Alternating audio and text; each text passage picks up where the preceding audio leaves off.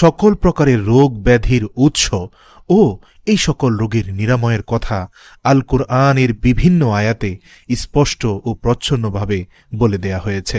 এসব আয়াতকে বলা হয় আয়াতে শিফা, অর্থাৎ রোগ নিরাময়ের আয়াতসমূহ। সুবহানাল্লাহ।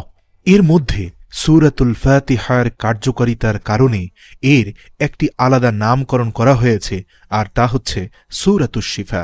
সূরাতুশ শিফা বলতে সূরাতুল ফাতিহাকে বোঝানো হয়। আল্লাহু আকবার। যাই হোক প্রিয় দর্শক, আজকে আমরা সূরাতুল ফাতিহার সাথে সূরাতুল ইখলাস এবং আয়াতুল কুরসির সমন্বয়ে একটি বিশেষ আমলের পদ্ধতির কথা আপনাদের জানাবো, যে আমলে আপনারা যে যে উপকারিতাগুলো পাবেন তা সংক্ষেপে বলে রাখছি। 1 নাম্বার, আপনার যাবতীয় সমস্যা যেমন রোগ, শোক, বালা মুসিবত, অভাব, দরিদ্রতা ইত্যাদি ইনশাআল্লাহ আল্লাহ রাব্বুল আলামিনের মেহেরবানিতে আল্লাহ দূর করে দিবেন। 2 নম্বরে হচ্ছে আপনার ঘুমের মধ্যে কোনো খারাপ স্বপ্ন আসবে না বা ভয়ানক কোনো স্বপ্ন দেখবেন না। যে স্বপ্ন আপনার কাছে আপত্তিকর মনে হয় সে স্বপ্নটির হাত থেকে আল্লাহ আপনাকে রক্ষা করবেন ইনশাআল্লাহ। 3 নম্বর হচ্ছে ঘুমের মধ্যে যাদের প্রায়শই বোবায় ধরে তাদের এই সমস্যা থেকে পরিপূর্ণ মুক্ত হয়ে যাবেন ইনশাআল্লাহ। বোবায় ধরার মানে হচ্ছে হঠাৎ করে ঘুমের মধ্যে এমন ধরনের ভয়ানক স্বপ্নের উদ্রেক হওয়া যে আপনি চাইলে স্বপ্নের ঘের থেকে কেটে উঠতে পারছেন না, হাত পাও নাড়াতে পারছেন না।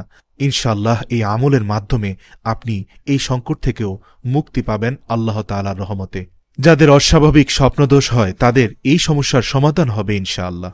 5 নম্বর হচ্ছে নিয়মিত ঘুমের আগে এই আমলটি করলে দুশ্চিন্তা থাকবে না এবং বিপদ আপদ কম আসবে ইনশাআল্লাহ।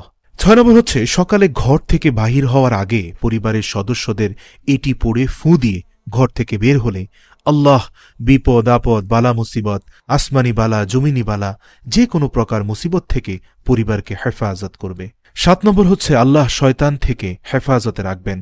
দরিদ্রতা কমে যাবে, মনের আশা পূরণ হবে, মনের সকল জায়েজ ইচ্ছা পূরণ হবে ইনশাআল্লাহ। নিয়মিত এটি পড়ে বাচ্চাদের বুকে ফু দিলে বদ জিনেরা বাচ্চাদের ভয় দেখাতে পারবে না এবং বাচ্চারা হঠাৎ হঠাৎ চিৎকার দিয়ে উঠার সমস্যার সমাধান হয়ে যাবে। গর্ভবতী মহিলারা ঘুমানোর আগে এবং ঘুম থেকে উঠার পর নিয়মিত এটি পড়ে পেটে ফু দিবেন ইনশাআল্লাহ। আল্লাহ রাব্বুল আলামিনের অশেষ মেহেরবানিতে গর্ভের সন্তানকে আল্লাহ হেফাজতে রাখবেন। নিঃসন্দেহে মহান আল্লাহ অনেক দয়াশীল।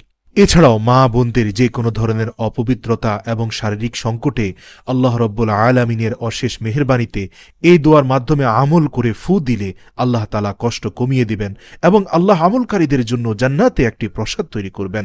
সুবহানাল্লাহ। রাসূলুল্লাহ সাল্লাল্লাহু আলাইহি ওয়াসাল্লাম বলেছেন, যে ব্যক্তি শুধুমাত্র সূরাতুল ইখলাস 10 বার পড়বে আল্লাহ তার জন্য জান্নাতে একটি প্রসাদ তৈরি করবেন। সহিহুল জামে সগীর 6472 নম্বর হাদিস।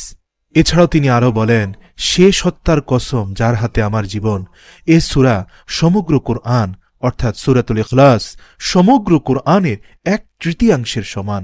সুবহানাল্লাহ। বুখারী 4645 নম্বর হাদিস। নবী করিম সাল্লাল্লাহু আলাইহি ওয়াসাল্লাম প্রত্যেক রাতে যখন ঘুমাবার জন্য শয্যা গ্রহণ করতেন তখন 2 হাতের চেটো একত্রে জমা করতেন এবং তাতে 3 কুল পড়ে ফু দিতেন। তারপর তার দ্বারা দেহের উপর যতদূর সম্ভব বোলাতেন। মাথা, চেহারা ও দেহের সামনের অংশ থেকে শুরু করে এরূপ তিনি 3 বার করতেন। বুখারী 4439 নম্বর হাদিস। এছাড়াও কোরআন মাজিদের সর্বশ্রেষ্ঠ আয়াত আয়াতুল কুরসি, যার ফজিলত এত বেশি যে রাসূল সাল্লাল্লাহু আলাইহি ওয়াসাল্লাম বলেছেন, প্রত্যেক ফরজ নামাজের পর এই আয়াত পাঠ করলে মৃত্যু ছাড়া জান্নাত যাওয়ার পথে পাঠকারীর জন্য আর কোনো বাধা থাকে না। সহিহুল জামে 5 নম্বর খণ্ডের 339 নম্বর হাদিস। হযরত আবু হুরায়রা রাদিয়াল্লাহু তাআলা আনহু বলেন, হযরত রাসূলুল্লাহ সাল্লাল্লাহু আলাইহি ওয়াসাল্লাম বলেছেন, সূরা বাকারার মধ্যে এমন একটি আয়াত রয়েছে যে আয়াতটি পুরো কোরআনের নেতাস্বরূপ।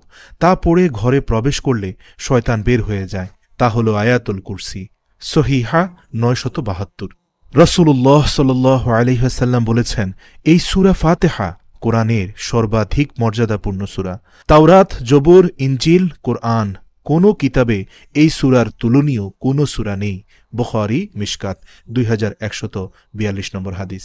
হযরত আবু সাঈদ খুদরি রাদিয়াল্লাহু তাআলা আনহু বলেন, একবার এক সফরে আমাদের এক সাথী জনৈক গোত্রপতিকে শুধুমাত্র সূরা ফাতিহা পড়ে ফু দিয়ে সাপের বিষ ঝাড়েন এবং তিনি সুস্থ হন। সুবহানাল্লাহ। বুখারী শরীফ 5405 নম্বর হাদিস। হযরত রাসূল করিম সাল্লাল্লাহু আলাইহি ওয়াসাল্লাম কসম করে বলেন, যার হাতে আমার জীবন মরণ, আমি তার শপথ করে বলছি, সূরা আল ফাতিহার দৃষ্টান্ত তাওরাত, ইনজিল, জবুর প্রভৃতি অন্য কোনো আসমানি কিতাবে তা নেই। এমনকি পবিত্র কোরআনেও এর দ্বিতীয় বা সমতুল্য কোনো আয়াতের সূরা নেই। সুবহানাল্লাহ। ইমাম তিরমিজি ও আবু হুরায়রা রাদিয়াল্লাহু তাআলা আনহু থেকে বর্ণনা করেছেন যে হুজুর সাল্লাল্লাহু আলাইহি ওয়াসাল্লাম আরও বলেছেন যে সূরাতুল ফাতিহা প্রত্যেক রোগের ঔষধ বিশেষ। তো যাই হোক, প্রিয় দর্শক মণ্ডলী, আমরা আপনাদের কাঙ্ক্ষিত আমলটি সম্পর্কে এবার জানব। তা হচ্ছে ঘুমানোর সময় পাক পবিত্র বিছানায় শুয়ে ওযুর সাথে ডান হাত বুকের উপর রেখে 11 বার দুরুদে ইব্রাহিম পড়ে 3 বার সূরাতুল ফাতিহা, 3 বার সূরাতুল ইখলাস এবং 3 বার আয়াতুল কুরসি পড়ে পুনরায় আবারও আগের মতো 11 বার দুরুদে ইব্রাহিম পড়ে বুকের মধ্যখানে 3 বার ফু দিবেন।